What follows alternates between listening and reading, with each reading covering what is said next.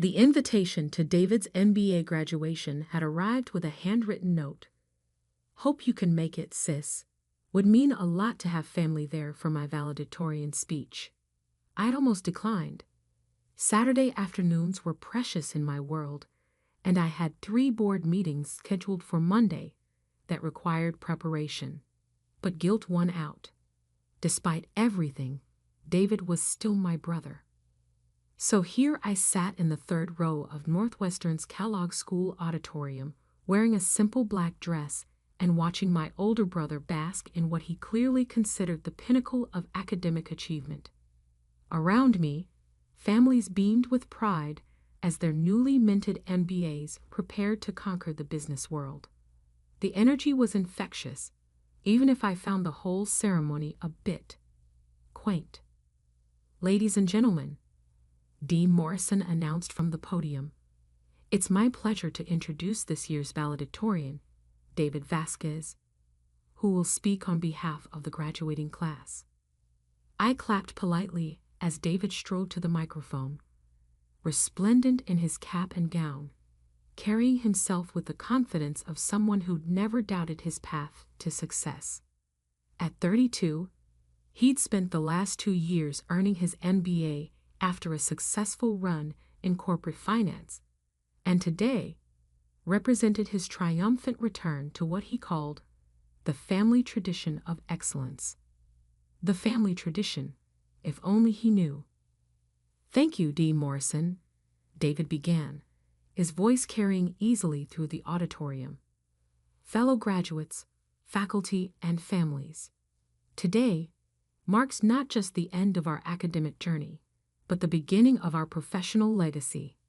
His eyes found our family section, where Mom and Dad sat beaming with pride.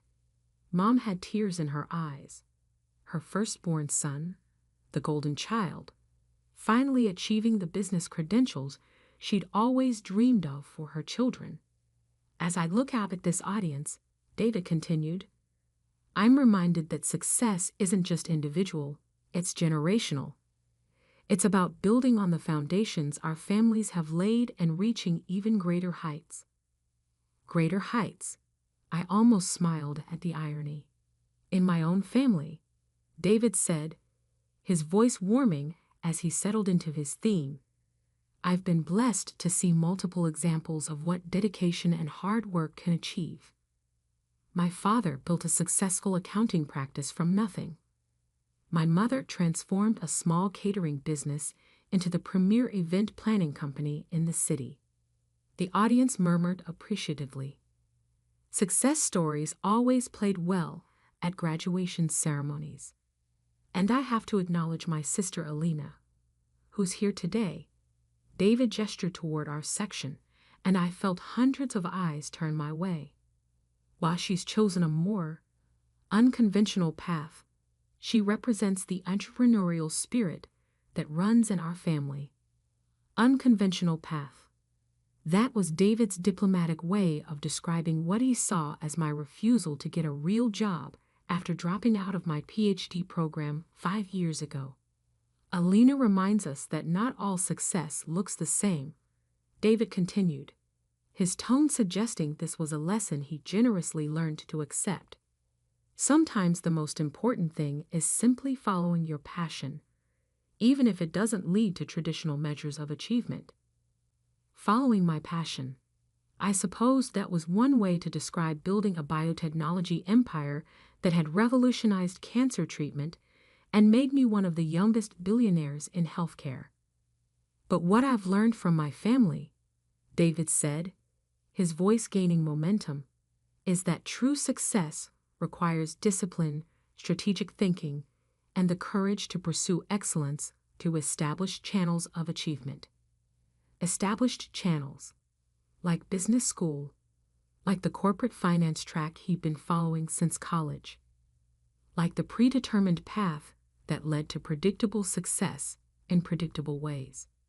"Our family has many success stories," David announced, his voice rising with conviction.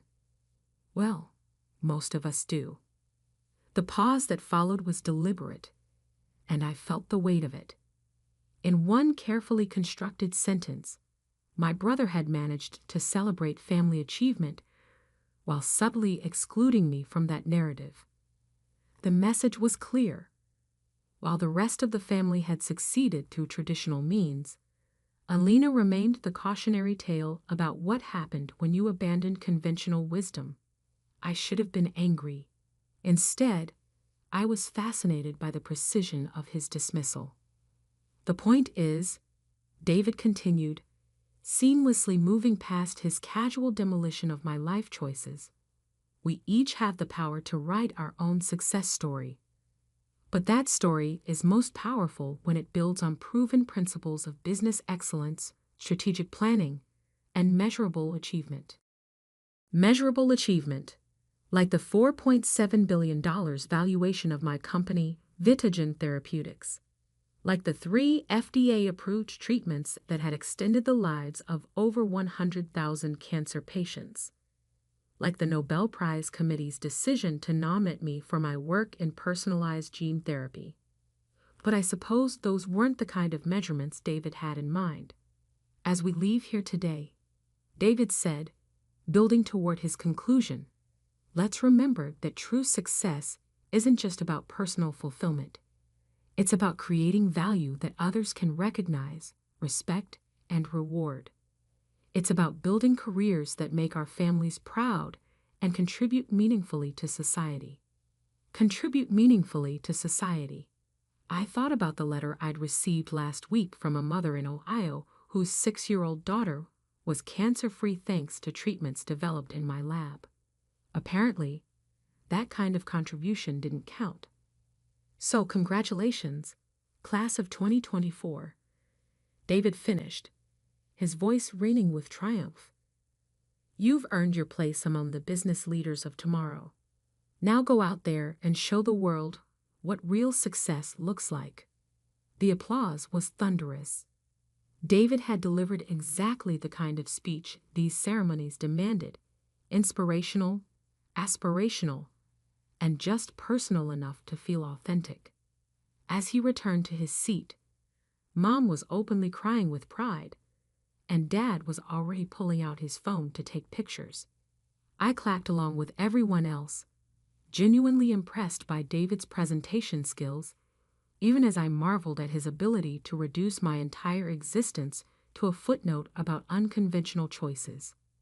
Wasn't that wonderful? Mom whispered to me as the applause died down. David has such a gift for speaking. He really does, I agreed. Very polished. And so thoughtful to mention you, Dad added, leaning over. I know it means a lot that he acknowledged your efforts. My efforts. Even my parents had adopted David's diplomatic language for describing what they saw as my prolonged quarter-life crisis. Dean Morrison returned to the podium. Thank you, David, for those inspiring words. Before we move to the conferring of degrees, I have a few special acknowledgments to make. The audience settled back into their seats, expecting the usual recognition of major donors and distinguished alumni. First, I'd like to recognize the generosity that makes our programs possible, Dean Morrison began. This year has been particularly remarkable for the support we've received from our alumni and friends of the school. He paused to consult his notes, and I found myself checking my phone. 3 missed calls from my CFO, probably about the quarterly earnings announcement we had scheduled for Monday. Vitagen was about to report revenue growth of 340% year-over-year, driven primarily by our breakthrough lymphoma treatment. I'm particularly pleased to announce, Dean Morrison continued, that we've received the largest single donation in Northwestern Business School history. A murmur of interest rippled through the audience. Large donations at graduation ceremonies were always good theater. This extraordinary gift will fund the new Center for Biomedical Innovation and Entrepreneurship, providing resources for students interested in the intersection of business and life sciences. Biomedical innovation. I'd been wondering when they'd announce that. The donor's vision is to create a pipeline for the next generation of entrepreneurs who want to use business principles to solve humanity's greatest health challenges. I watched David shift in his seat, probably calculating how much money someone would need to make that kind of donation to his business school. His corporate finance background would be running the numbers.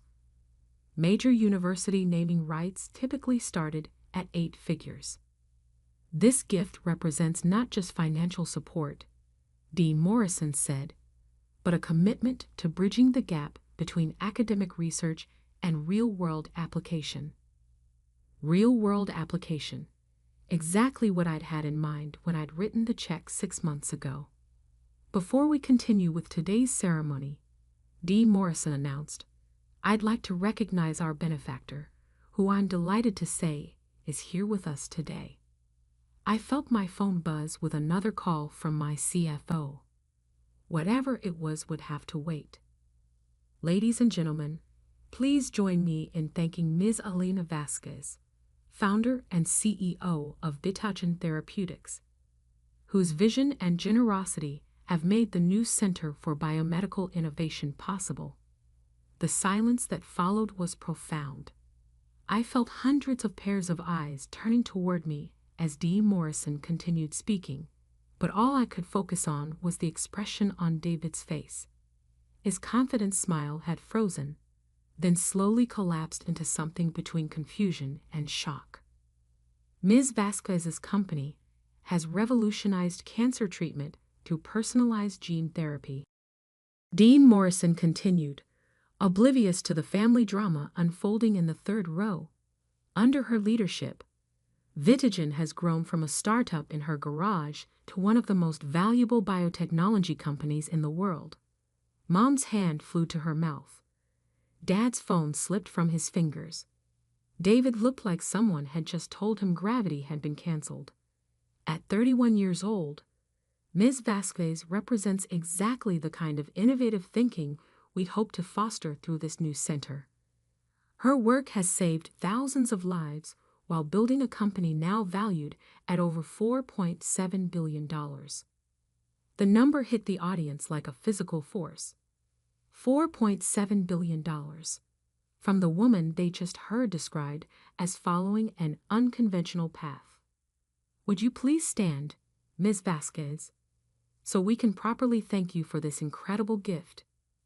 I had 2 choices: remain seated and pretend this wasn't happening, or stand up and own the moment that was about to change everything between me and my family forever. I stood. The applause started slowly, then built to something approaching a roar. Around me, parents and graduates were craning their necks to get a better look at the young woman who'd just been revealed as one of the most successful biotechnology entrepreneurs in the world. But I wasn't looking at them. I was looking at my family. Mom had tears streaming down her face, but they weren't tears of pride anymore. They were tears of shock and confusion. Dad was staring at me like he'd never seen me before. And David looked like someone had just detonated a bomb in the middle of his perfect graduation day. Ms. Vasquez has also agreed to deliver the keynote address at our annual entrepreneurship conference next month. Dean Morrison continued, where she'll share insights from her remarkable journey building Vitagen from concept to global impact. Global impact. The phrase hung in the air as I slowly sat back down, the applause finally fading. Dean Morrison smoothly transitioned back to the ceremony, but I could feel the energy in the room had completely changed. The carefully orchestrated celebration of traditional business success had been upended by the revelation that the most successful person in the auditorium was the one who'd been dismissed as following an unconventional path. David was staring straight ahead, no longer making eye contact with our family section. His triumph moment had been completely overshadowed by the discovery that his sister, the sister he just publicly described as choosing passion over achievement, was actually more successful than anyone in his graduating class would likely ever become. Alina, Mom whispered, her voice shaky. Is this true? Are you really the founder of Vitagen Therapeutics? Yes. But how? When did you? I started the company 5 years ago, right after I left the PhD program. 5 years ago, Dad repeated slowly. You've been running $1 billion company for 5 years. $4.7 billion as of last quarter's valuation. The numbers were too big for them to process immediately. I watched my parents try to reconcile the daughter they thought they knew, the one who disappointed them by dropping out of graduate school and pursuing some vague entrepreneurial dream, with the woman who'd just been recognized as one of the most successful biotechnology executives in the world. But why didn't you tell us? Mom asked, her voice barely audible. It was a fair question, and the answer was complicated. Because every time I tried to explain what I was building, you seemed to think I was being unrealistic. Remember when I mentioned the lab space I was renting?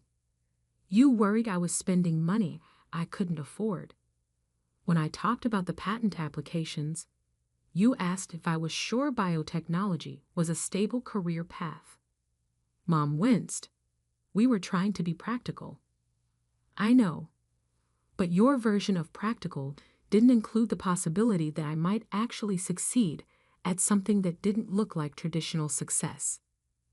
Dad was still staring at me in shock.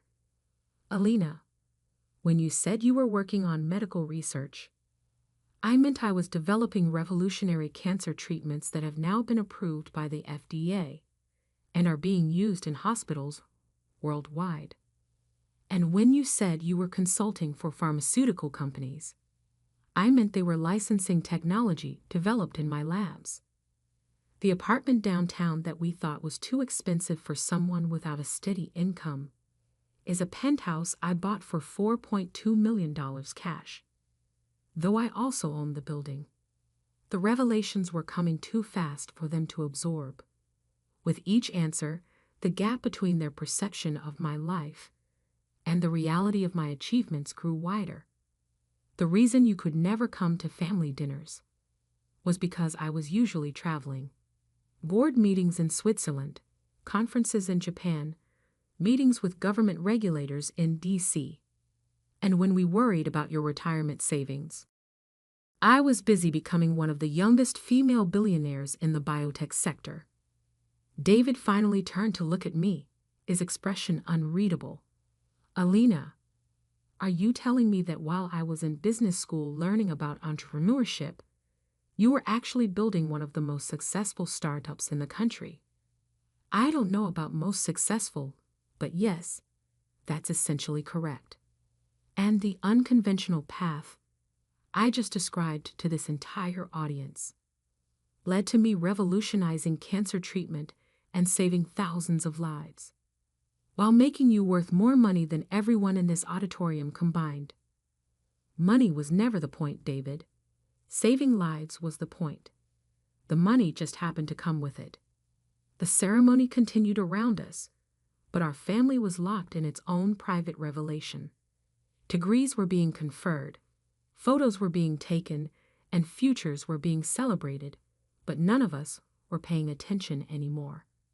Alina, Dad said slowly, I need to understand something.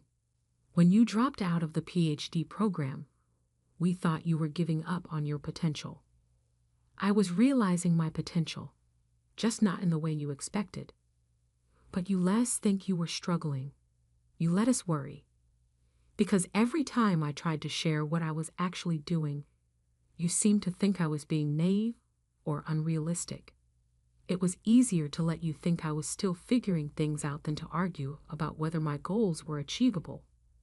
Mom was shaking her head slowly. The sleepless nights I spent worrying about your future, while I was working 18-hour days building treatments that had extended the lives of over 100,000 cancer patients. And the conversations where we tried to encourage you to consider more stable career options were happening while I was being courted by every major pharmaceutical company in the world. David looked like he was going to be sick. Alina, do you realize what this means?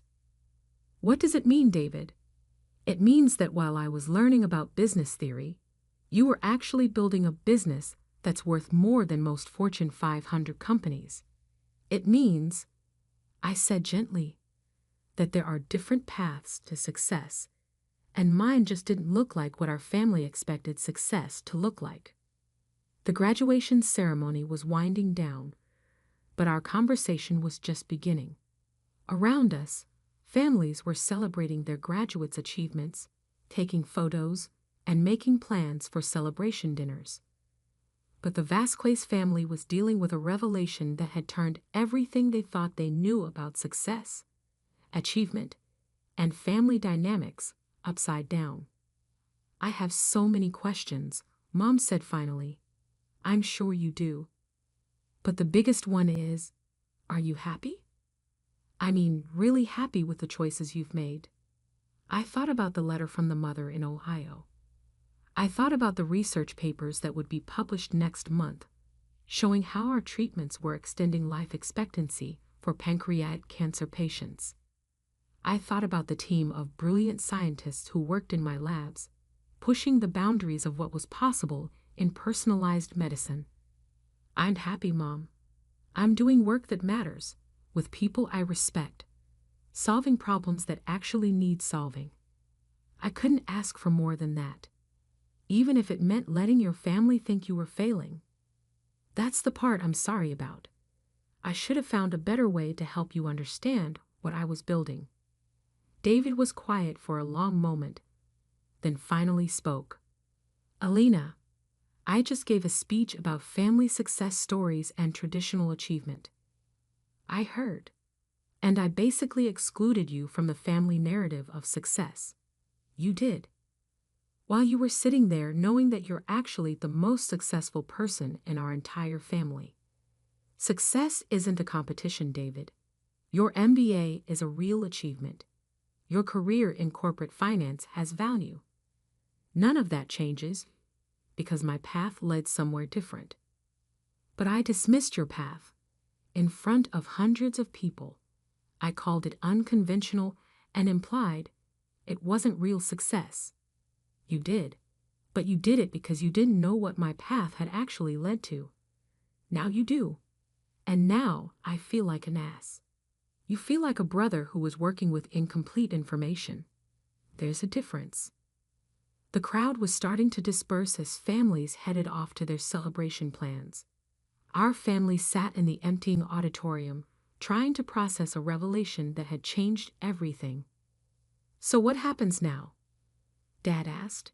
I mean with us. Do we get to be proud of you retroactively? I laughed.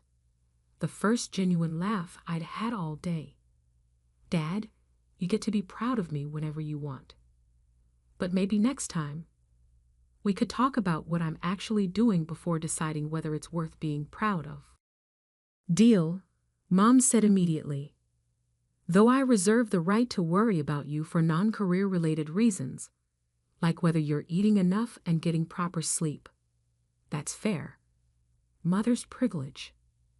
David was still staring at the podium where he'd given his speech about family success. Alina, can I ask you something? Of course. When I was up there talking about established channels of achievement and traditional measures of success. Yes?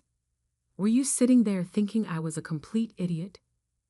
I was sitting there thinking you were my brother, giving a speech about what success looked like from your perspective, which is valid, even if it's not the only perspective. But you must have wanted to correct me, to stand up and say something. Honestly, I was more interested in hearing what you had to say. Your perspective on success is just as real as mine, even if our paths have been different. Even though your path led to revolutionizing cancer treatment, while mine led to an MBA. David, your path led to you standing on that stage and inspiring a room full of people to pursue excellence in business. That's not nothing. That's not small. That matters too. The auditorium was nearly empty now, but we sat in our row, finally having the conversation we probably should have had years ago. I have one more question, Mom said. This donation to the business school. How much was it? I smiled. Enough to fund the new center and create endowments for 50 students per year. Alina, Dad said slowly, that's got to be $12 million. The silence that followed was different from the earlier shocks. This wasn't surprise. This was awe. You donated $12 million to David's business school, Mom said. I donated $12 million to create opportunities for the next generation of entrepreneurs who want to use business principles to solve health problems. The fact that it's David's school is just a bonus. A bonus? David repeated. My sister just donated $12 million to my business school as a bonus. I donated it because I believe in what the center will accomplish. But I admit, there was something satisfying about having Dean Morrison make the announcement right after your speech about family success stories. David started laughing.